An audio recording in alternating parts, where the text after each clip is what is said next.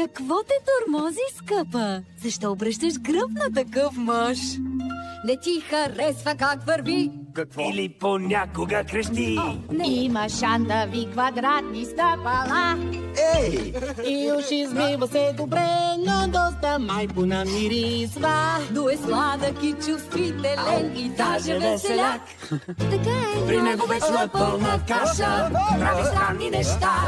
Играе хубави сцени. Говори се лени. Няма друг такъв природата. Не става въпрос за мен. Него вечно е пълна каша, но точно за това много лесно ще се справи, щом го срещне любовта. Може ли да престанем да говорим за мен? Имаме си истински голям проблем да решим. Аз хващам. Обясни ми, скъпа, дали е мъничко страхлив И не съвсем разговорлив. и замахати изгорите като луд. Не искам да знам това. Може би не му отива да е с тази разогрива. И нима се мисли той за хубавец прочув. При него вечно е пълна каша и даже има води. Не, вярно. Кашът се прави, за да се поправи, за предпира кари и го прегърни. При него вечно е пълна каша, това си е проблем. Но бързо ще погледнем нещата, щом се с теб да заберем. Стига, спрете! Тя е сгодена за друг човек, престанете! При нея също е пълна каша. Но не е беда. Годеш не траен, сгоденик не знаен. Не виждаме да носи пръстен тя.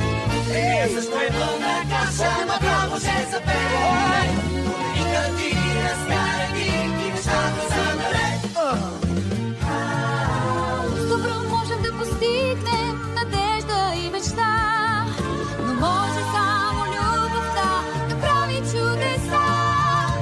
Хората понякога се случва да сгрешат със силата на любовта. Силата на любовта може да летя, започва да летя. Всеки е понякога пълна каша, знае добре това. Синовите помагаме си в беда. Всеки е понякога пълна каша и пита се защо.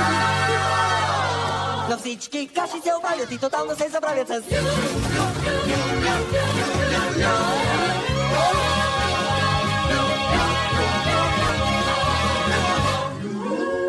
Уважаема Анна, взимаш ли Христов за свой тролски съпруг? Чакай, какво?